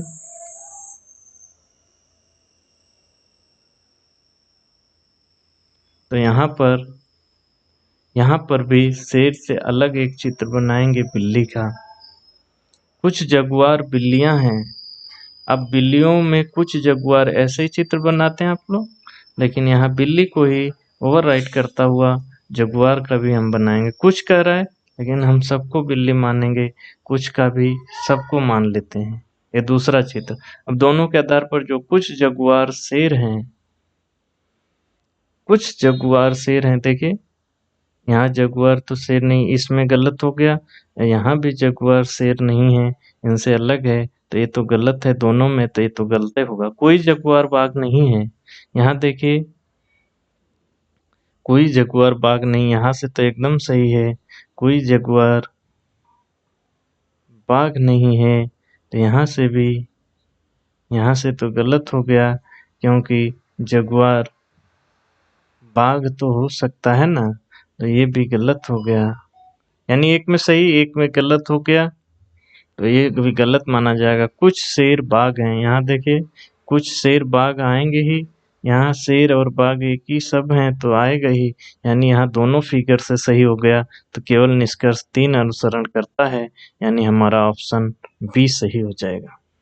आगे 28वां प्रश्न, इनमें देखिए एक संबंध एक पैटर्न बन गया होगा, उसको खोजिए हल करके फिर आगे आइएगा। देखिए पहला पद जो है डी, इसमें क्या है जी, इसमें क्या है यम, इसमें क्या है वी। अब इनके बीच संबंध खोजिए। D plus 3 G, G plus 6 M, M plus 9 V, V plus 12 अब एच होगा, क्योंकि 3 6 9 12 ऐसे जोड़ रहा है। अब संख्याओं वाला जो है 6 प्लस 1 का वर्ग 7, 7 प्लस 2 का वर्ग 11, 11 प्लस 3 का वर्ग 9 जोड़ेंगे तो 20, 20 प्लस 4 का वर्ग यानी 16 जोड़ेंगे 36 आएगा। ठीक, फिर तीसरा पद में देखिए W minus 3 T, T minus 6, यहाँ +3 +6 +9 किया था, यहाँ माइनस माइनस कर रहा है तो ई -12 करेंगे तो यस आएगा। अच्छा, ये मान सब याद होने चाहिए, तब आप फटाफट यहाँ पर कर करेंगे, ठीक है ना। ई में -12 करने में बहुत कंफ्यूजन होती होगी आपको, लेकिन ये कंफ्यूजन नहीं होनी चाहिए, इतने अच्छे तरीके से सब याद होना चाहिए। पहले तो 5 हट जाएगा, फिर 26 में से 7 हटा देंगे, बचेगा 19, और 19 का मान होता है यस। समझ गए ना, इस तरह से घटाते हैं। अगला फिर से सरलीकरण किया है। अच्छा, इसमें बताना कौन से 2 चिन्ह आपस में परिवर्तित करेंगे करके फिर अगले स्लाइड पे आइए। अगर भाग विभाजित होने वाली है, देखो यहाँ पर 16 है, यानी भाग विभाजित हो रही होगी तभी तो ये 16 आया, पूर्ण संख्या है। अगर भाग विभाजित होने वाली है तो भाग का चिन्ह सामान्यतः नहीं बदलेगा भैया, भाग का चिन्ह आपस में नहीं बदलेगा। इसलिए जहाँ भाग बदला हुआ दिखा रहा है उसको आप गलत मान लीजिए, फिर इन दोनों को आपस में बदल के देख लीजिए। तो मैं इसको ही देखता हूँ, तो 28 प्लस 2, क्योंकि ये 14 दूनी 28, यहाँ 2 आ जाएगा और माइनस का प्लस हो रहा है तो प्लस 2, और यहाँ प्लस है तो ये माइनस, 7 दूनी 14, अब ये 30 माइनस 14 16, यानी ये बराबर बैठ रहा है, यानी प्लस और माइनस को आपस में बदलना पड़ रहा है और हमारा आंसर हो जाएगा बी। ठीक,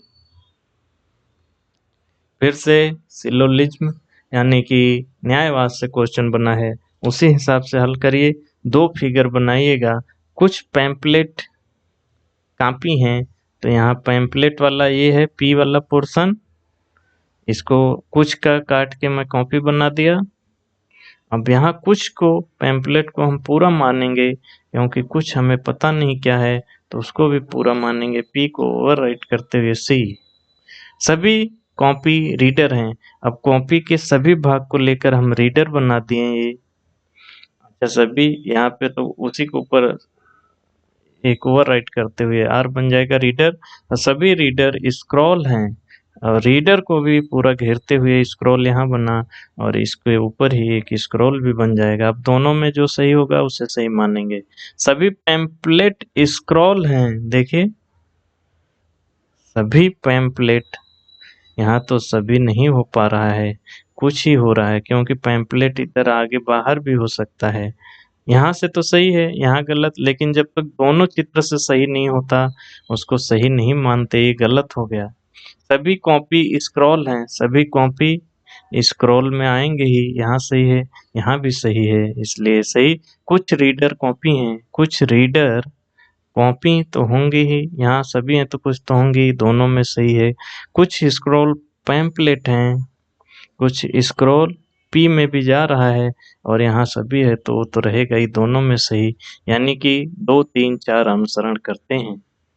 आगे यहाँ प्रश्नवाचक की जगह क्या आएगा, पूछ करिए, हल करके फिर आगे देखिएगा। अच्छा, यहाँ 7 20 37 56, बहुत अधिक वृद्धि नहीं हो रही, यानी गुणा नहीं होगा, कुछ जोड़ा गया होगा। नहीं समझ में आए अंतर फट से लिख दो, अंतर लिखते ही आपको समझ में आ जाएगा। 13 17 19 23, अरे भैया अब भाज्य संख्याएं दी हैं, यहाँ 29 है तो इसके बाद 31 आएगा, यानी 108 में 31 जोड़ेंगे 139, ऑप्शन डी सही। आगे फिर से यहाँ प्रश्नवाचक की जगह क्या आएगा बताइए, पूछ करके हल जाइएगा। 45 65 90 125, ज्यादा कुछ नहीं बढ़ रहा है, पकड़ना है, अंतर निकालो। 20 25 35 55, अब कितना आएगा। अच्छा, 20 25 35 55, इसमें भी संबंध नहीं हो रहा, फिर से इनका अंतर निकालो। 5 इनमें 10 इसमें 20, अब तो आ गया ना, 5 दूनी 10 दूनी 20 दूनी 40, यानी यहाँ 40 का अंतर इन दोनों संख्याओं में होगा, यानी 40 55 में जोड़ेंगे 95।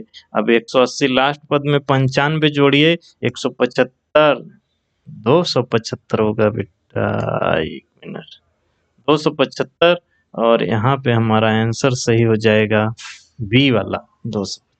ठीक, 33वां छोटा बड़ा बनाना है, जिस तरह से मैं बताता था, देखो मैं ऐसे बनाता हूँ। इसमें पहले कह रहा है सी छोटा है डी के, तो सी छोटी पाई खींचूंगा डी से, फिर कह रहा है ई बड़ा है या बी। अब हमें सी डी वाला पहले संबंध चाहिए, तो यहाँ दिया है बी बड़ा है डी के, तो बी डी से बड़ा बी बना दूंगा। अब यहाँ पे बी को बताया है कि बी छोटा है या बराबर है ई के, तो बी से थोड़ा बड़ा ई बना के मिला दूंगा, यानी बराबर या ई बड़ा रहेगा। तो अब इस पे हम हल कर लेंगे। बी बड़ा है सी के, बी बड़ा है सी से, सही है भैया, एकदम सही। अच्छा, ई छोटा है डी के, ई छोटा है डी के, अरे ई बड़ा है यार, ये गलत हो गया, तो ऑप्शन डी हमारा केवल एक अनुसरण करता है, सही हो जाएगा। 34, उत्तर की ओर मुंह करके पंक्ति में बाएं के ठीक बगल में बैठा है, ये अगल बगल है, उत्तर ओर मुंह करके बैठे एक पंक्ति में है, तो इनको पंक्ति बना लीजिए, और उत्तर इधर होता है तो ऊपर देखिए, अपने आप को यहाँ इमेजिन करके दाएं बाएं करिएगा, खट से बैठ जाएगा। पी जेड के बाईं ओर ठीक बगल में बैठा है। पी जेड के बाईं ओर यानी जेड ये रहा, जेड का बायां इधर होगा तो पी इधर आ जाएगा। जी और डी के बीच केवल एक व्यक्ति है। जी डी हम कहाँ बनाएं? पहले पी और जेड से संबंधित कथन छोड़ने का। पी और जेड कहाँ दिया? पी के दाईं ओर तीसरे स्थान पर है। पी जो है के दाईं ओर तीसरे स्थान, तो इधर से के यहाँ बनाऊंगा तब उसके तीसरे स्थान पर होगा ना।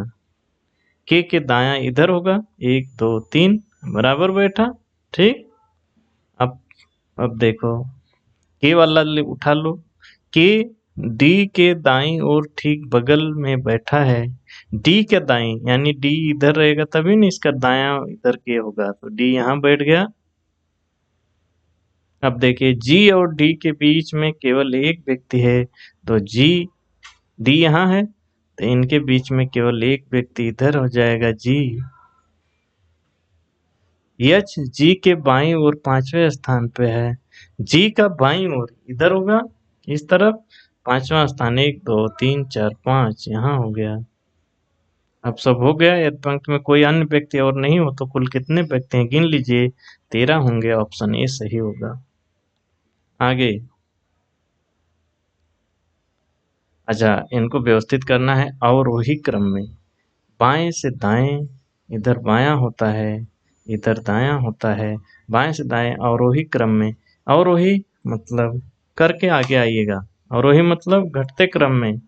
तो इसमें देखिए सबसे बड़ा क्या है, 9 एक ही है ना, फिर 8 8 भी एक ही है, 7 भी दिया है वो भी एक ही है, फिर 6 भी है वो भी एक ही है, 5 भी एक ही है, फिर उसके बाद 4 दिया है, 4 भी एक ही है। उसके बाद 3 नहीं है लेकिन 2 2 दिए हैं, 2 2 हो गए और 1 1 दिया है। इस तरह से अवरोही क्रम में बैठा लिया।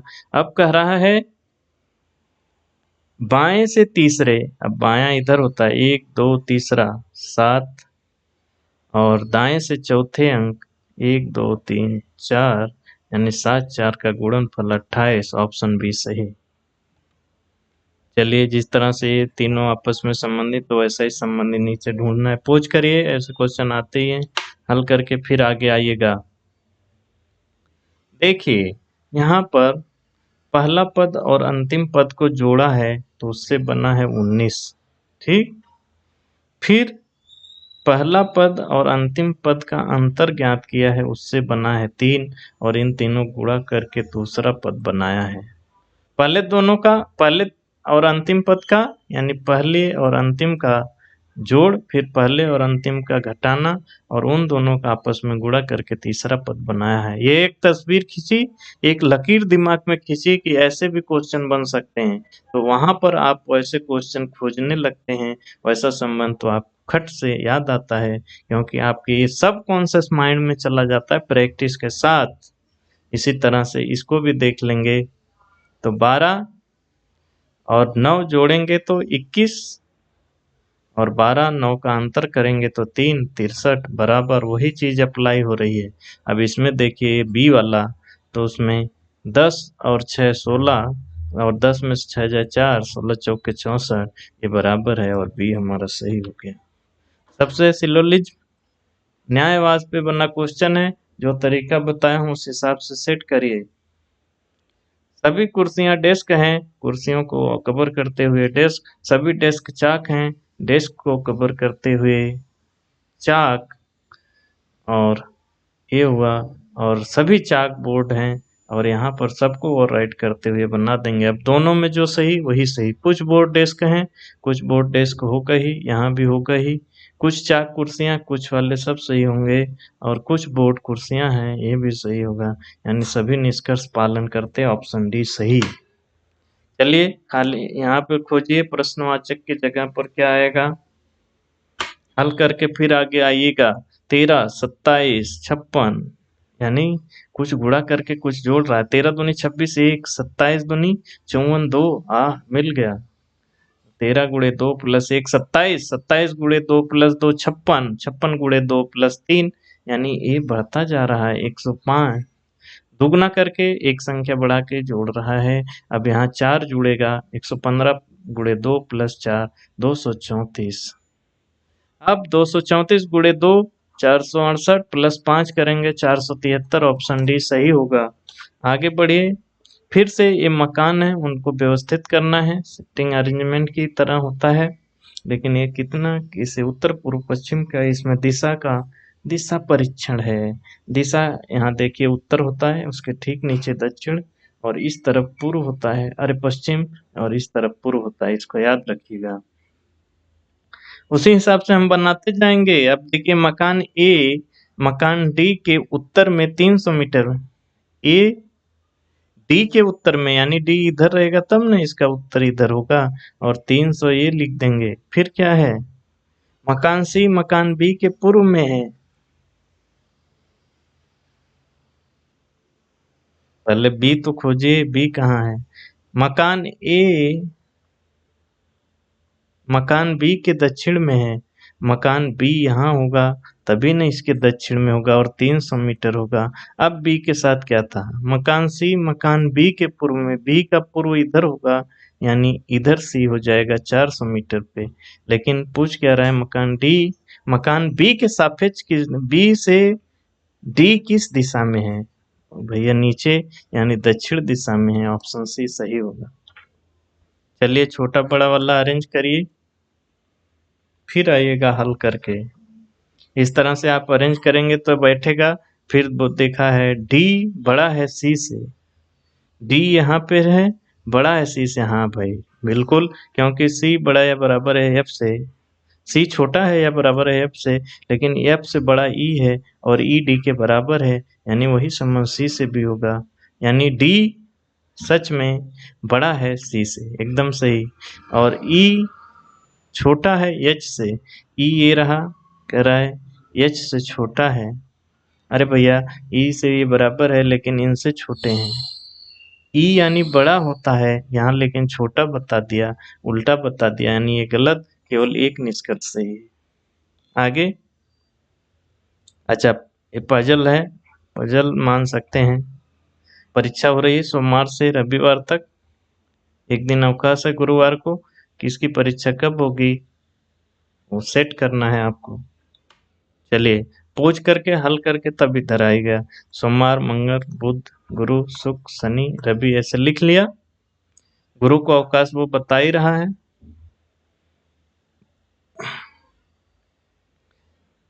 आयोजित नहीं होगी। ई की परीक्षा शनिवार को है, ई को बैठा दो शनिवार पे भैया। ए और एफ की परीक्षाओं के बीच एक दिन का अंतर है।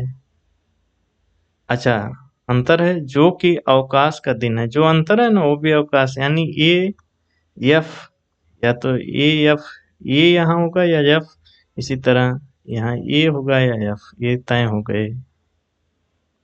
और यहाँ कोई नहीं आएगा बुध और शुक्र में।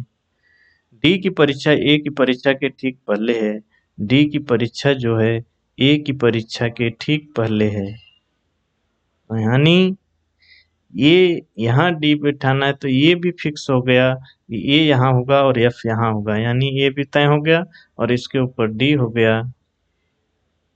सी की परीक्षा के ठीक बाद है, यानी डी की परीक्षा ए की परीक्षा के ठीक पहले, लेकिन सी की परीक्षा के, यानी डी इस दिन आ गया।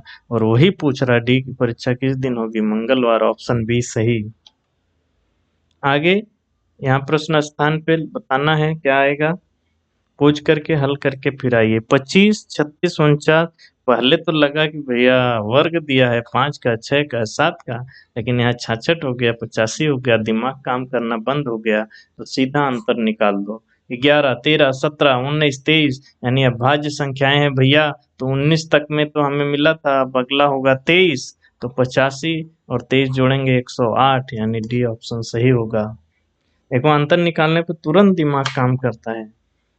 चलिए इन दोनों में जो आपस में संख्याएं संबंधित है उसी तरह से इसमें ढूंढना है, पोच करके हल करके फिर आगे आइएगा। देखिए पहला पद 4, 3 से गुणा कर दिए 12 और 4 जोड़ा है अलग से, ये 16 बनाया है लास्ट वाला। अब देखें ऐसे दूसरा ये वाली भी है क्या, पंक्तियाँ 15 4 जोड़े 19, हाँ यार, अब ऐसा ही ढूंढ लो। तो 8 दूनी 16, 4 जोड़ेंगे 20, बराबर है, ये वाला सही है। आगे इसको लिखा है किसी तरह से इस पे, और इसको उसी प्रकार से लिखा है ऐसे, तो बैंकिंग को उसी प्रकार से कैसे लिखेंगे, पोज करके हल करके आइए। देखिए टी को बीच में मान के इनको उल्टे से लिख दिया है, इधर से बढ़ते हुए इधर।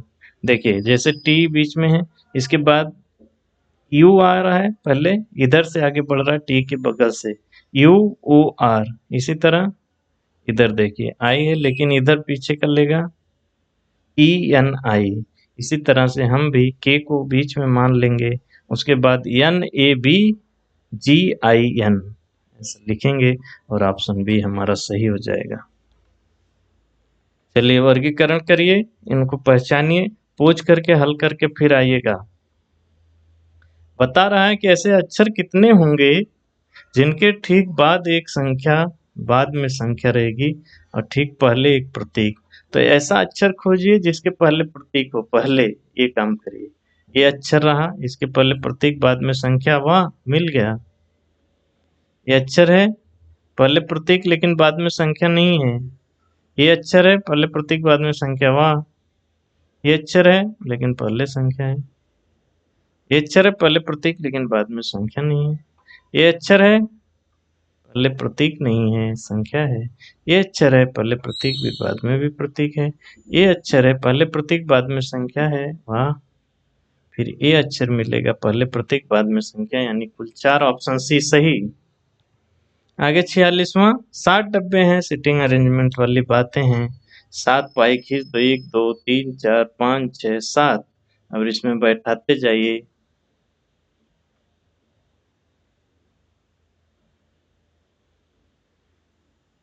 देखिए ए को डब्लू के ठीक ऊपर रखा गया है, ए को डब्लू के ठीक ऊपर, लेकिन अभी लोग कहाँ हैं वो नहीं पता। बी को डब्लू के बीच केवल 4 डिब्बे हैं, वी और एक्स के बीच केवल 1 डिब्बे रखा गया है, एक्स को ए के ठीक ऊपर रखा गया है, सब बात सही, लेकिन बी को सबसे ऊपर, ये मिला पहला, बी को सबसे ऊपर। अब बी से संबंध रखने वाला कोई है इसमें, हाँ, बी और डब्लू के बीच केवल 4 डिब्बे रखे गए, बी 1 2 3 4 छोड़ के डब्लू बैठा दो। अब बी डब्लू मिल गए हमें।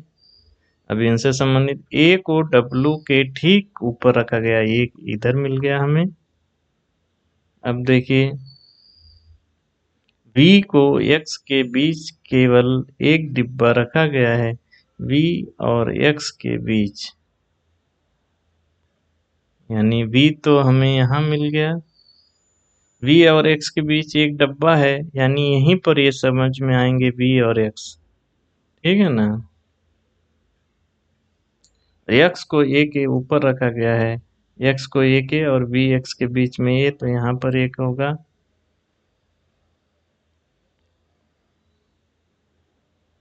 बी को सबसे ऊपर रखा है। जेड और वाई के बीच कितने डब्बे हैं, जेड और वाई, अब जेड वाई 2 बचे और 2 स्थान, यानी इसमें इसमें एक बैठेगा, लेकिन इससे हमें नहीं मतलब, बस उनके बीच कितना आएगा, तो 3 आएगा, और ऑप्शन बी सही होगा। ठीक, आगे फिर से ये सेट दिए गए हैं, उन्हीं तरह से एक संबंध होगा, वैसा ही संबंध नीचे ऑप्शन में ढूंढना है। देखो पहले में क्या किया, 7 गुणे 5 35 आया, 35 को 5 से गुणा कर दिया 175। ऐसे देखो दूसरे में 6 और 7 गुणे 42, फिर तीसरा पद जो रहेगा उससे ही गुणा कर देगा 294। अब ऐसा ही हमें ढूंढना है, तो ये बी को देखिए, 3 और 8 को आपस में गुणा करने पे 24, और अंतिम वाला पद 8 से गुणा करेंगे 192, एकदम सेट सही बैठ रहा है, ऑप्शन बी सही होगा। फिर से सिलोजिज्म यानी कि न्यायवाद वाला है, आगे जो बताया गया है तरीका उस हिसाब से हल करिएगा।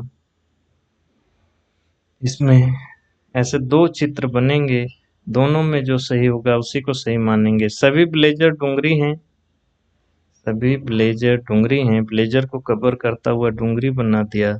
कोई और एक दोनों सभी ब्लेजर डुंगरी हैं यानी बी डी एक ही पे। अब कोई भी डुंगरी स्कार्फ नहीं है, डुंगरी स्कार्फ, अब डुंगरी से यानी बी से भी वो अलग हो जाएगा। यस अलग हो गया एकदम भैया, यहाँ भी अलग बनाना पड़ेगा क्योंकि वो कोई नहीं है। कुछ होता तो एक ही बना देते। सभी पैजामा डुंगरी हैं, अभी सभी पैजामा भी डुंगरी के अंदर ही आ जाएंगे या हम उस पर ओवरराइट करते हुए बना देंगे।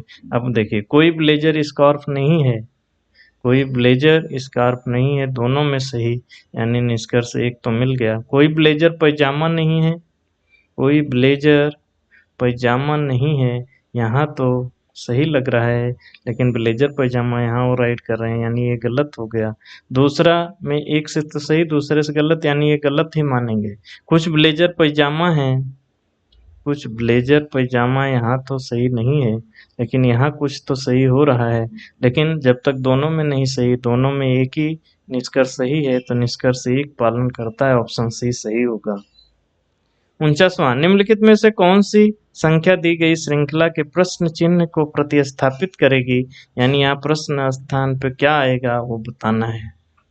वो पूछ करके हल करके फिर आइएगा। देखो यहाँ किया क्या है, 8 9 20 63 यानी कुछ गुणा करके कुछ जोड़ा है। 8 में 1 का गुणा करके 1 जोड़ा 9, 9 में 2 का गुणा करके 2 जोड़ा 20, 20 में 3 का गुणा करके 3 जोड़ा 63 और 63 में 4 का गुणा करके 4 जोड़ेगा 256 और 256 में 5 का गुणा करेंगे तो 1280, फिर 5 जोड़ेंगे 1285। ऑप्शन डी सही है 1285। 50वां उस समुच्चय का चयन करिए, वो ये संबंध बताना है, ये जैसे आपस में संबंधित है वैसे ही संबंध नीचे वाले में देखना है। पूछ करके हल करके आइएगा। देखिए ये 36 का वर्गमूल ले लिया है यानी 6 और फिर अंतिम पद से आपस में गुणा किया है तो 78। ऐसे 121 का 11 अंतिम पद 7 77, ऐसे इसमें देखेंगे तो ए वाले में देखिए 49 का 7 और अंतिम पद 9 63 बराबर उसी तरह संबंधित है यानी हमारा ए ऑप्शन सही हो गया। दोस्तों आज भाग 3 रीजनिंग का समाप्त हो गया और अभी तक हम लोग रीजनिंग के 150 प्रश्न कर लिए हैं। मेरा यकीन मानिए दोस्तों, अगर आप केवल रीजनिंग का जो मैं पीवाईक्यू करवा रहा हूँ इसी को अच्छे से हल करके और इस टाइप के क्वेश्चन का खूब प्रैक्टिस कर डालिए तो रीजनिंग का एक भी क्वेश्चन आपका एग्जाम में गलत नहीं होगा। प्रैक्टिस करनी होगी, लेकिन जो टाइप के क्वेश्चन बने हैं उन टाइप का ही ज़्यादा प्रैक्टिस करना है, ठीक है ना। अच्छा पीवाईक्यू जब कर रहे हैं हम, देखिए इसमें कौन से क्वेश्चन, न्यायवाद से 2 क्वेश्चन तय हैं, बैठक व्यवस्था से बहुत सारा क्वेश्चन पूछ रहा है, डब्बे बैठाना, घर को सजाना, एक क्रम में बैठाना, पंक्ति में लोगों को सिटिंग बैठाना, मेज के चारों तरफ बैठाना, यानी बैठक व्यवस्था से बहुत सारा क्वेश्चन बन रहा है। वर्गीकरण से है जो आपस में वर्गीकरण करना होता है, सरलीकरण से जो चिन्ह बदल के, अच्छा रक्त संबंध पे कोई प्रश्न नहीं बना है तो अब कहीं आप रक्त संबंध पे खूब प्रैक्टिस कर रहे हैं, खूब फैमिली ट्री बना रहे हैं लेकिन उसके क्वेश्चन ही अभी तक नहीं बने, आगे देखेंगे बनते हैं कि नहीं। लेकिन ये सब जानकारी हमें किससे मिल रही है, पीवाईक्यू से। इसलिए इस सीरीज को अगर आप छोड़ के आगे बढ़ रहे हैं ना, बहुत बड़ी गलती कर रहे हैं। और यहाँ से हमें इम्पोर्टेंट टॉपिकों का पता चल रहा है, उस पर हमारा रिकैप प्रोग्राम चल रहा है। तो अगर रिकैप प्रोग्राम से आप नहीं जुड़े हैं तो उससे भी जुड़ जाइए और वीडियो में उसका लिंक दिया गया है या प्ले लिस्ट अलग से बनी है रिकैप के नाम से, वहाँ पर जुड़ के वहाँ की सारी वीडियो देखिए। पॉलिटी उसमें कराया गया है और भी विषय उसमें कराई जा रही हैं, कराई जाएंगी, ठीक है ना दोस्तों। रही बात पीडीएफ की, पीडीएफ हमारे टेलीग्राम चैनल पंख पाठशाला पे डाल दी जाती है। अगर अभी तक आप नहीं जुड़े हैं तो जाके जुड़ जाइए, प्ले डिस्क्रिप्शन बॉक्स में उसका लिंक दिया गया है। पीडीएफ क्यों दोस्तों, बड़ी सी इतनी बड़ी वीडियो एग्जाम के समय आप नहीं पढ़ पाएंगे, लेकिन अगर आपके पीडीएफ संभाल के रखे हैं और उसको अलग अलग फोल्डर बना कर रखे हैं तो आप खट से जाएंगे, इस पूरी पीडीएफ को एक नज़र देखेंगे 10 मिनट में और सारे ट्रिक और किस तरह के क्वेश्चन बने हैं, किस तरह से उसे हल किया गया है, वो सब आपके दिमाग में छप जाएगा। तो रिवीजन के लिए पीडीएफ को सजा के रखना है, संवार के रखना है। सब टेलीग्राम चैनल जो पंख पाठशाला उससे जुड़ के ले लीजिए और फ़ोल्डर बनाकर डाउनलोड करके रख लीजिए। एग्ज़ाम के समय जब 2 दिन 3 दिन बचेगा उस समय वीडियो नहीं देखना, केवल पीडीएफ सरसरी निगाह से देख के सारी चीज़ें ताज़ा हो जाएँगी। कोई भी वीडियो मिस नहीं होनी चाहिए दोस्तों।